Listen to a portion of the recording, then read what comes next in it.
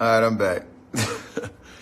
One of my boys just sent me a Instagram frequently asked questions of how to start a live video because I was having some troubles. But now I'm back. Um, Back and he's better. yes, and I found him. Okay, let's see if I can add him. Here we go.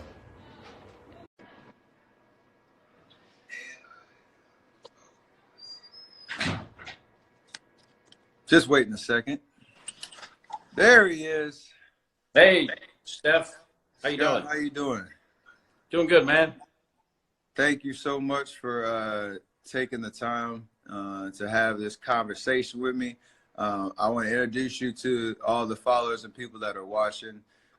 This is Scott Kelly, a highly esteemed NASA astronaut. I don't know the specific title. I don't want to. I'll let you speak on that exactly your background, your history, so people can really know who you are. Yeah, that's good. That's pretty good. I'm a retired Navy captain, astronaut. Flew in space 4 times, twice on the space shuttle, twice to the International Space Station, and recently spent almost a year on board the ISS, getting home in 2016. Yeah, I'd much rather you go through that than me try to Yeah, roll well, through the list. and I can't shoot a 3-pointer to save my life, so I think we're fair. We're even. That sounds good. But just so that people understand the background, obviously, there's been a lot of conversations and reaction to a podcast that I was on about 2 weeks ago, where we were having a kind of a just impromptu conversation, and it started to go down into some conspiracies, and I made a comment about the moon landing. It was a very unfortunate situation for me because it's a comment that was made in jest and not to be taken seriously, but the headlines and the reaction kind of took a life of its own. And quite honestly, you were one of the first people that reached out, wanting to have a conversation with me in particular. And I think that was important for me to understand, one, the magnitude of things that I say in my comments and how much weight they carry, no matter if I, am joking or not.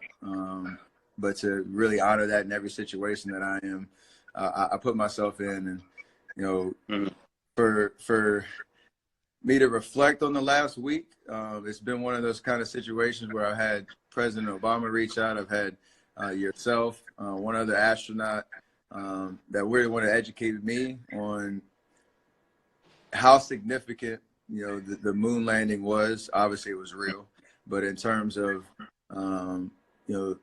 the sense of national pride and how that exploration for mankind has pushed boundaries and limits on what is possible, pushed our imagination for what is what we can accomplish if we put resources in our mind, and obviously guys like you who have dedicated their life's work to that industry, and pushing us forward as a society and a human race. And so I do not want in any way, shape, or form to demean the significant accomplishment that you and people that you work with on a daily basis were able to to make a reality. And so for that, I'm obviously genuinely sorry for how that came across, and I want to use this as an opportunity, obviously, to promote some positivity, some progress for us as we talk about, again, NASA's work that's ongoing today.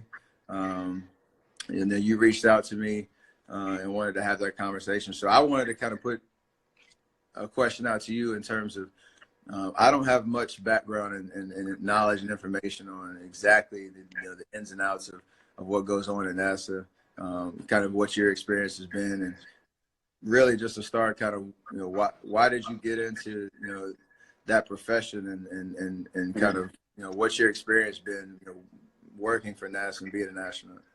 Yeah, it's interesting. I'm kind of familiar a little bit with these internet stories taking on a life of its own, because I said something recently that just went absolutely insane, and it's unfortunate, and it's really hard to walk back.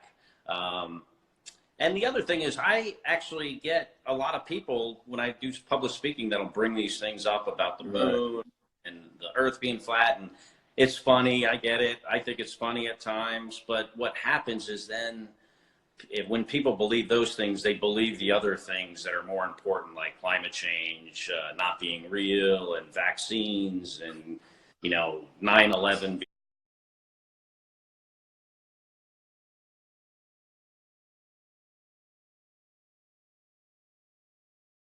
being a government conspiracy theory. So that's why I recognize, and I think this is so important to have a conversation like this, because it puts our it highlights science, like you said, and science is so important to our, to our kids, to our country, to our economy.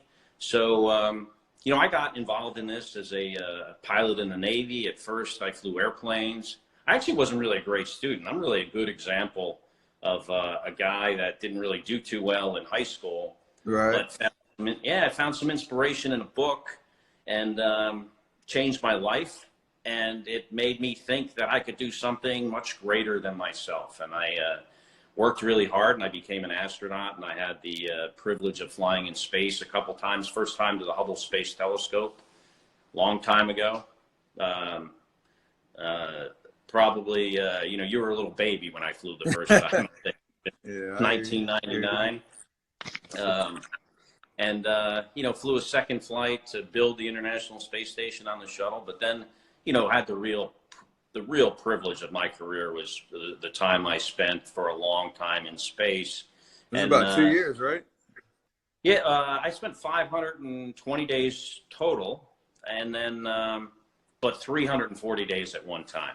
That's wild. And what we've been able to accomplish in space is just incredible. We have incredible potential, and a group of people, like you said, that just dedicate their lives to this program that they believe so much in. I think one of the good things that came out of it for me is I get to educate myself now. Obviously, having a conversation with you, hopefully in the next couple months, be able to go to the moon lab, the lunar lab, I should say, at NASA, and see up close and personal.